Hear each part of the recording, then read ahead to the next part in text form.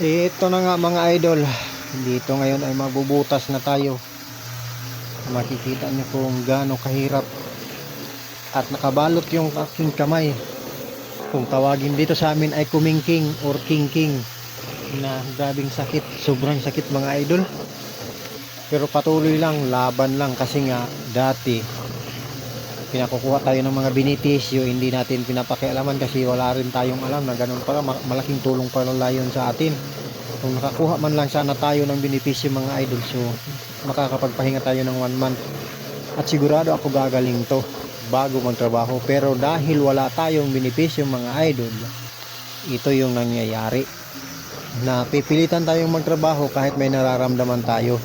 Ganito mga idol, kaya kung kayo ngayon nakapanood sa video na ito, kumuha kayo ng benepisyo. Mas importante yung benepisyo, yung kailangan talaga yon mga idol. Malaking tulong yon. Kasi yung benepisyo nun, pag nasugatan ka sa trabaho, kanito sa akin, may matatanggap ka at bayad pa yung araw mo. So ako dahil mayroon naman ako mga idol, pero hindi ko nabayaran yon. Dati nagtrabaho kasi ako sa kumpanya, nabayaran pa yon. Pero wala naman akong alam kung anong benepisyo ron. Ang alam ko lang, nagbibigay ako doon ng pera, nagbabayad, pero wala akong alam na benepisyo kasi kinunan ako nila ng benepisyo pero hindi kami miniting na ganun ang makukuha naming benepisyo. So kaya wala akong alam. So ngayon maraming nagsabi na ganun lang. So kailangan talaga mayroon tayong mga benepisyo habang nagtatrabaho mga idol. Importante yun. Kasi pag may nararamdaman tayo, makakapagpahinga tayo. Ganito ngayon mga idol, tingnan nyo kung gaano kahirap na dumudugo yung sugat habang nagtatrabaho at napakasakit.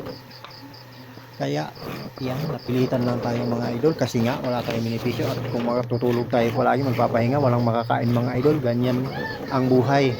Kaya sana mga idol, kung napanood yung video na to, magkuha kayo ng kahit self-employee lang para pag may mangyari sa atin ay mayroon tayong mapapala, may benepisyo mga idol.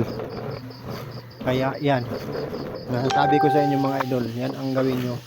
Kasi kagaya ko ngayon na wala, magbabayad na talaga ako mga idol. Pupuntahan ko yon at kuha ako ng noon, tapos babayaran ko. Kasi hindi ko dati alam talaga ang benepisyo. So ngayon alam ko na kailangan nyo rin talaga mga idol. Ganun. Yun mga idol, ingat palagi. God bless.